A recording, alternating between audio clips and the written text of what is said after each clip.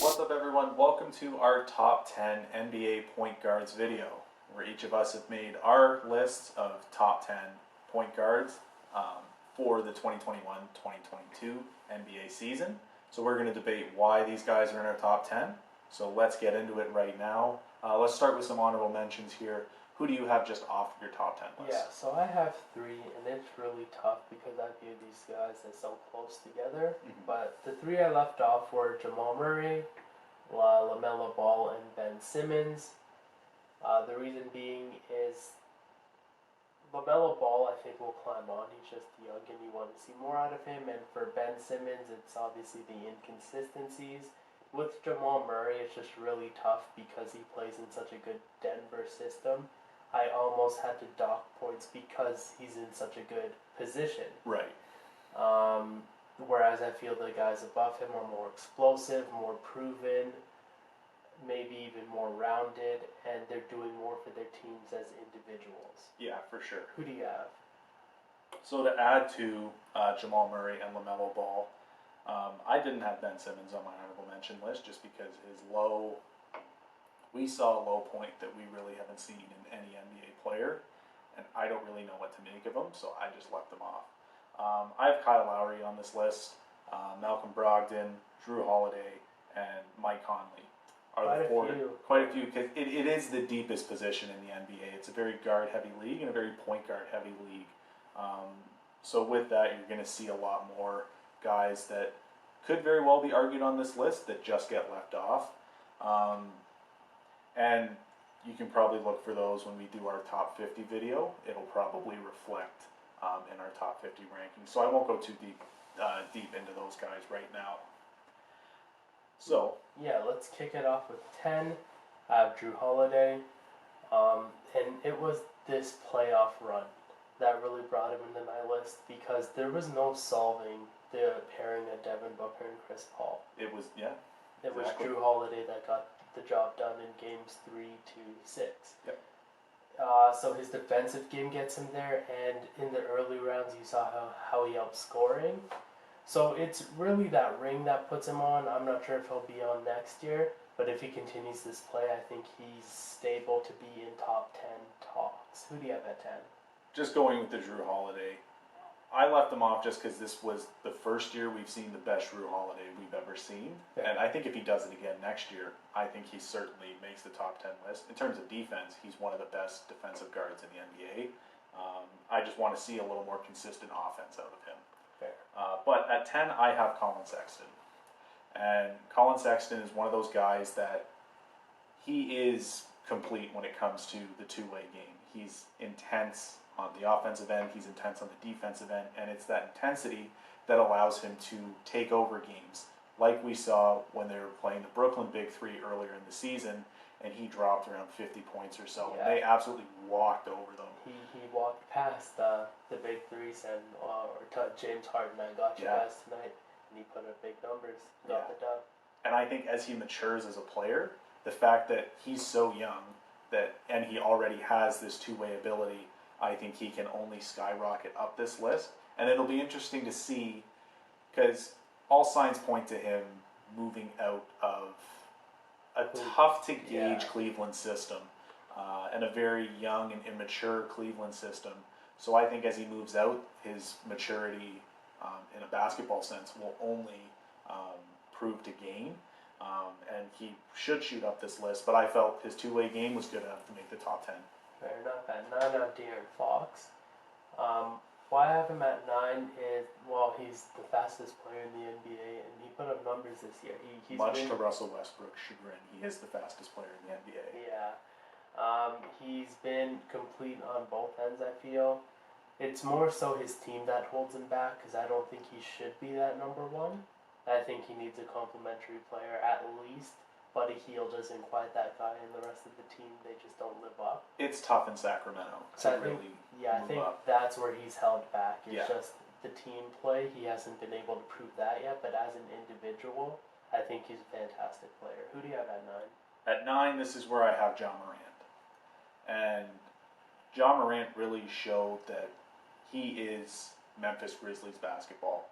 And he showed that he can be the best player on the floor on a court that has Steph Curry and Draymond Green. He went and beat them in the play-in. And then he goes out and beats the best record in basketball in Game 1. Minus Donovan Mitchell. But still, that's... He was still great throughout the series. Exactly. Arguably the best player on the court. Yeah, throughout that series. I don't think anyone really had a first round like him, and he's just so explosive on the offensive end. He's a guy that elevates a lot of other games, and he's really taken this kind of almost ragtag bunch of misfits. There's a lot of raw talent in those guys, but he's really brought out different sides of guys like Dylan Brooks, like Kyle Anderson. So it's making those guys better, and I think he really helped with the pick and roll offense with JV. Obviously, JV isn't there. I think he'll prove to help guys like Steven Adams revitalize their career. He really does. He's one of the most. He's one of the best offensive minds in NBA backcourts right now. Yeah, and John Morant, who I have at 8 for all those reasons. It's his explosive talent. I think that his consistency needs to come for him to rise this list, because I think in the future it's going to be between him and Luka for that number 1 spot. He can skyrocket. Who do you have at 8? At 8, this is where I have Kyrie Irving. And Kyrie Irving has all the talent to be a top 5 point guard in the NBA. And when he's on the floor, he has that sort of shifty offense that you don't really... It's similar to John Morant, that you really don't know how to guard him, where he's going to go. I think he's a lot better now that he can focus on scoring, with James Harden taking the ball up the court now and kind of running the offense. But he really does serve as a great scoring point guard. The problem is he has to be on the floor to do it. And I'm not knocking... He does a lot of good things off the court with his with the initiatives and the awareness he's bringing to social justice, and that's fantastic. The issue I have is there seems to be an attitude thing with Kyrie Irving that he'll just get up and leave. And there are situations he got up and left, and Steve Nash, the coaching staff, management didn't really know where he went. His teammates didn't really know where he went. It's just one of those things where sometimes it seems like he gets into his own head and he is his own enemy. So I think if Kyrie Irving finds that consistency now to stay on the floor, obviously everyone's going to have reasons not to play, as there are things that are bigger than basketball, and he's shown that too. But there's a lot of instances where he just leaves for really no reason at all. And it's one of those things where you can't knock him for doing it. Obviously, he has his reasons for leaving, but it's just the fact that he needs to go about it in a better way. Definitely. And he just needs to be on the floor. When we're talking about a top 10 list of skilled point guards, if you're not on the floor, as good as your skill may be, you have to put up the numbers too, and I just feel he hasn't been on the floor to put up those numbers. And especially at point guard, you want a guy there you can build around. And I especially seen in interviews with Kevin Durant is sometimes he just doesn't know how to respond to the questions he gets about Kyrie. So I totally understand where you're coming from. At 7, I have Russell Westbrook, because you saw what happened to Washington when they were led by Beal, but once he took over, he took them from last into the playoffs. He got them through the play-ins against Indiana, right? And I felt he really showed himself off well these playoffs. He's got that complete game now. The only thing would be injuries and I guess elevating his team as a whole. You know, sometimes it can be too much about Russell Westbrook. But if he can elevate his team without stat padding and focus on winning, I think LA is a good fit, because now he doesn't have to be that leader. There are other voices in that locker room for him to fall under, so he can just focus on playing ball. He's a third option, which is, I think he may be the best third option going into next season. For sure. Who do you have at 7? So at 7, I have De'Aaron Fox. And like you said before, it is really hard to grow and move up this list in a Sacramento system where they really don't have a number 2. No disrespect to Buddy Hield. I like his game, but it's not necessarily the game of a number 2 guy, just a different complementary role. De'Aaron Fox, I think, has all the skill to be that number 1 guy. I think if Sacramento's either got to bring in the right pieces or he has to go elsewhere to do that. And when that happens, I think, again, he has the ability to skyrocket into the top 5 and possibly further because he is so explosive. He has such a dynamic offensive game. He's very shifty on defense, too. I think De'Aaron Fox has immense talent, and that's why he certainly deserves to be on this list. And as, again, with young players, as they mature and as they continue to develop that leadership role in their game, they will only prove to jump up this list. Fair enough. At 6, I have Chris Paul.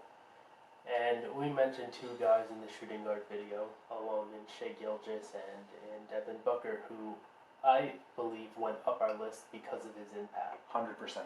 And what you get in Chris Paul is a guy who could play the game forever because he's so smart. With the ball, he's so smart in terms of leadership. He has great vision, great awareness. He's a great leader. That alone makes the list, but he's still got the talent. He's still got the skill. He can still defend. Maybe not prime Chris Paul level, but he can still score as well.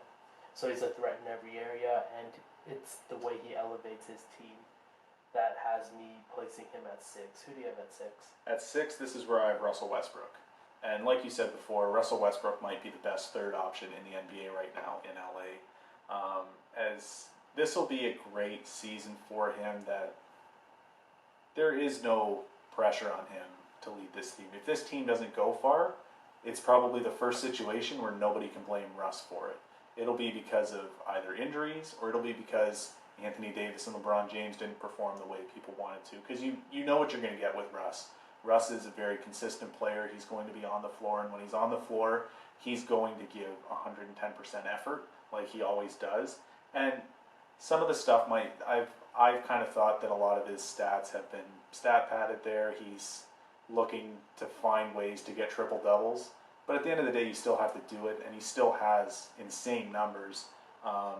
As a former MVP himself, I think the guys I have ahead of him, I think, are a little more skilled and do a little bit more for their teams than he does, and that's what keeps him out of the top 5. I agree. But he has the skill to be a top 5 guy, but I just don't think he necessarily has the poise to be the guy on a team, and that's what you're going to need to get into the top 5. Yeah, I 100% agree. It's the poise, and he just, although he's elevated every team he's been on, he hasn't put them over the top yet. Yeah. So we'll see with him being the third option whether that helps or hurts him. Yeah. At 5, I have Trae Young, and he came out to play these playoffs. He took Atlanta a lot further than we would have anticipated. Right. He took out Philadelphia, and who did they beat in the first round? The Knicks. Yeah. He took out Philadelphia and the Knicks. Almost forget about that Knicks series. It was a good series, though. Yeah, it was underwhelming performance by the Knicks. Very disappointing. Yeah. And neither of those you would have predicted, though. No. He showed that he's up there in the top tiers of point guards. He's won a playoff series before Luka, which is kind of crazy to think. Yeah. So they have a great system and team built in Atlanta, and it revolves around Trae Young. He's great at scoring. For him to rise, I think he has to complete his game. Mm-hmm. He's a pretty good playmaker too, but I think that's another thing with him being a point guard. He has to utilize his team a little better. At this point, he's good enough, but for him to rise the list, that's what we need out of Trae. Who do you have at 5? At 5, this is where I have Chris Paul. And Chris Paul, like we've said before, he makes his team better. He comes out and he has that poise to him that Devin Booker and DeAndre, they became guys that can form a reliable big 3. These were always guys that could form a big 3, but was it a reliable big 3? And Chris Paul brought that out of them. He brought that out of Shai Gilgeous-Alexander. He took Houston and was a huge reason why Houston made it to the conference finals. And we're one win away from beating Golden State. Had he been there, they could have beat the powerhouse Golden State. So. As that's what you saw, the offense fell apart when he wasn't there. And you saw when he left Oklahoma City, the offense kind of fell apart. So he's one of those guys that, yeah, means that he's almost a timeless player, that age isn't really a factor. But at the same time, too, age is going to be a factor on skill, and it is not taken away from his skill, too. As the amount of times he was getting to the elbow to make mid-range jumpers this playoffs was just ridiculous. He was having his way with the mid-range game, and that's just a type of offense that's not appreciated anymore, and he still does it so well. And sometimes it's annoying to watch. Now that you're rooting against him, you're like, how is he still doing this? Yeah, and it's one of those things where I don't think it's necessarily the defense. I just don't think people know how to guard that. It's hard to guard because no one really does it anymore. And it's like guys like DeMar DeRozan, too, who we've talked about in the small forward video. He has such a superior mid-range game as well. It's exciting to watch, but it is frustrating to watch because it should be stoppable, but it almost isn't at times. And that's why I have him at 5. I think Phoenix is now going to be a perennial contender with him on their team, and it's a good thing they got him extended. Totally fair. At 4, this is why I have Kyrie, and obviously, talent-wise, he should be here, and I understand where you're coming from, having him a little bit lower than I do. I think that's totally fair because there is a lot of drama that comes with him, but if you look at skill-wise, ball handling, I think this is the best talent we've seen all time. 100%. There's none other like him, so that leads to a lot of scoring opportunity. Again, there are a lot of areas where he can improve. Shooting could be better, playmaking could be better, attitude could be better, and defense for him to rise up this list, but this may be the highest we see him if he continues the route we've seen in terms of, I think you could mark him and label him a toxic teammate. Yeah. Who do you have at 4? Well, just to go back to Kyrie quick, as it's never really the drama, as there's a lot of guys that had a lot of drama around them that are going to be high on this list. It's just the fact that the drama leads to him being off the floor. And you have to be on the floor, in my opinion, to rise up this list. When you're not on the floor, you're not putting up numbers, and when you're not putting up numbers, your skill can only take you so far. You actually have to go out and do it. And I find that he's missing a lot of games. Some of them because of injury, but some of them just because he is taking care of things off the floor, which everyone's got to do, and I don't knock him for that. But in terms of the top 10 skill list, you have to be on the floor to really showcase your skill. In every one of our rankings, even if it's just injuries, we've dropped guys because of that. Now, I'm not sure if I'm going to keep this or not, but I want to reference his career, right? You saw in Cleveland, him and LeBron, despite being a good tandem, okay, they got that ring, but after that, he wanted to be the star of the show. So he went to Boston, got injured. I felt Boston's best shot was when he was out, because when Jason Tatum led that team, they lost to LeBron that first year. Okay, they should be better with Kyrie. Why weren't they? So there's some areas there where you kind of have to weigh that and consider, well, does this guy actually help or hurt our team? Talent-wise, there's no one like him, but is it enough to excel your team? And those are the questions you have to ask with Kyrie. Is he helping or is he hurting your team? And that's why I put him under a guy like Chris Paul. Kyrie's probably more skilled than Chris Paul at this point in his career, and he should be, because Chris Paul is significantly older. So I think if you put Chris Paul on any team that Kyrie's on, I think they can go farther. And it's one of those things where I think Kyrie is a good complementary guy, and I think when he's talent-wise, and when he's on the floor in Brooklyn right now, it's going to work because he's really the number 3 in that case. It really is James Harden and Kevin Durant. So I think that's the issue. If you can't be a number 1 guy, your skill can only get you so far, and it can only get you so far on a top 10 list, and that's why I have him so low. But again, like you said, skill-wise, he certainly deserves to be higher because he does things in a way that no one else can do, especially when you reference ball handling. That was a great point. Who do you have at 4? At 4, this is where I have Trae Young. And Trae Young is one of those guys that has the ability to take over a game. As I referenced it with Colin Sexton, I referenced it with John Morant, he can be the best player on the floor no matter who else is on the floor. So we saw that in the Philadelphia series. There are guys that you probably think, like Joel Embiid, who's a better player, but Trae Young can just go out there and hit those big-time shots. He has the clutch factor, like we mentioned with Devin Booker in our shooting guards video. He can go out there and do all these things in a way and really propel your team offensively to win, and he is the reason why Atlanta made the conference finals. They weren't supposed to be there. I didn't predict them to be there. I didn't predict them to get out of the first round, but it's because Trae Young absolutely played out of his mind. And he just does it night in and night out that you consistently expect that, and you can consistently expect that from him. Yep. And again, he won a playoff series before Luka Doncic. That's what raises him up. Obviously, it didn't raise him above Luka Doncic because he is on my top 10 list. I haven't mentioned him yet. He's not off my top 10 list. Yeah. He's above Trae Young, but I think the skill puts him ahead of him. But that's something that raises the skill of Doncic puts him ahead of Trae Young. Okay. But I think the reason why Trae Young, he's not a guy that I may consider in the top 4 or trying to push for the top 3. But he has gone farther than some of these skilled guys have gotten before. Yep. So I think that's what you have to consider him, that if he was in the top 3, I would argue against it, but I wouldn't be mad at it like I would be if he hadn't gone on this playoff run this year. So I don't think there's any way to argue him top 3 yet. But I wouldn't argue top 3 yet, but if someone were, it's a little bit more of an intriguing argument now, and it's not this kind of almost blasphemous kind of thing. Is there any way to do it though?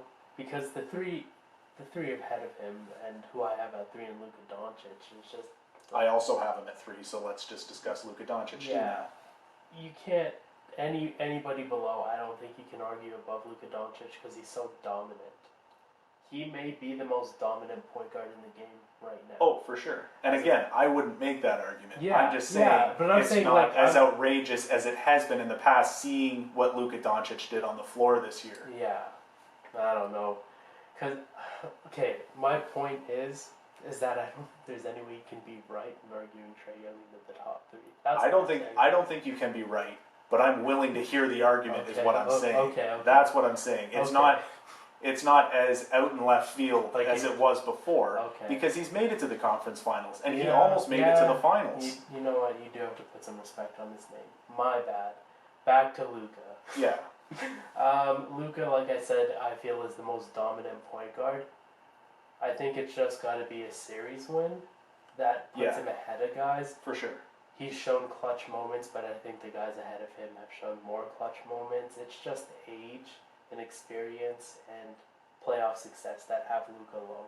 Why do you have him at 3? So I have Luka Doncic at 3. It's like you said, he is the most dominant. Yeah, to be clear, I'm more so saying why I don't have him higher than why I have him at 3. So go ahead.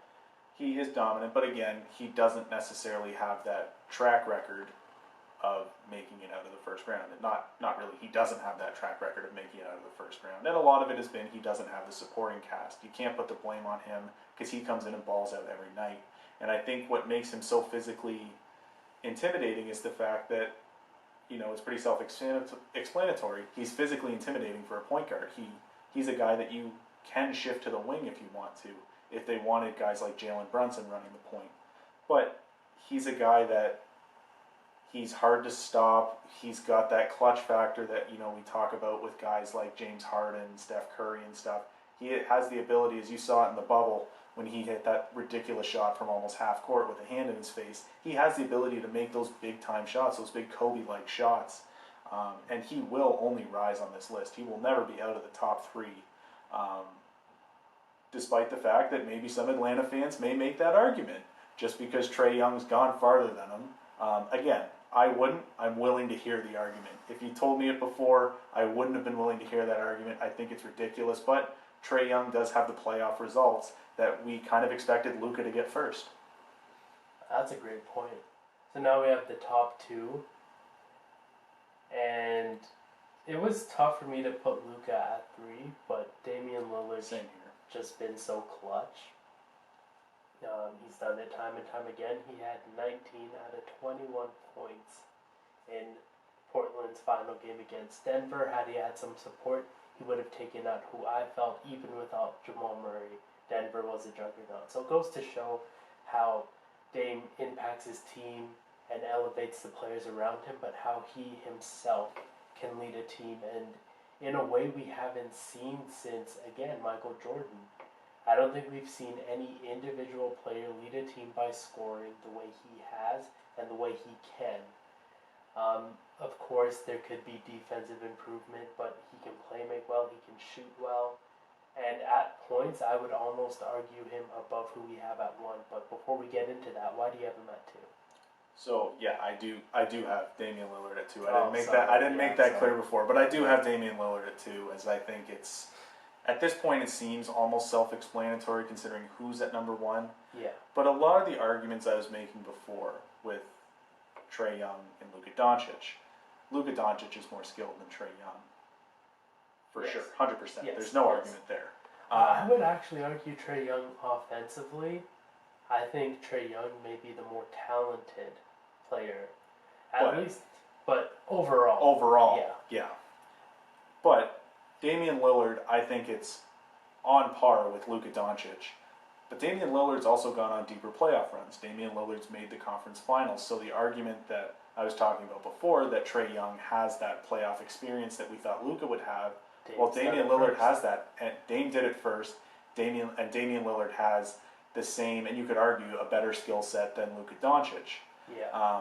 It's really tough to gauge, but I think he's done what he's done with less support than any player we've seen in this generation. I think he's been the most successful with the least amount of help, if that makes sense. Yeah. Maybe outside of Russell Westbrook's MVP season. Yeah.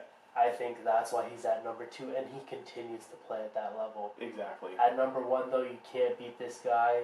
I think he was second in MVP voting this past season, and Steph Curry. Yeah. He still got it. Phenomenal scoring, got the scoring title this year, elevated his team. Now, what he did in the playoffs, he could have showed up, but I don't know how you expect him to beat LA and then a surging John Morant. No. Right? He just didn't have the support this past year, and that's not making excuses for him. I think he's proven it time and time again that he is arguably, if not the deadliest scorer in the NBA.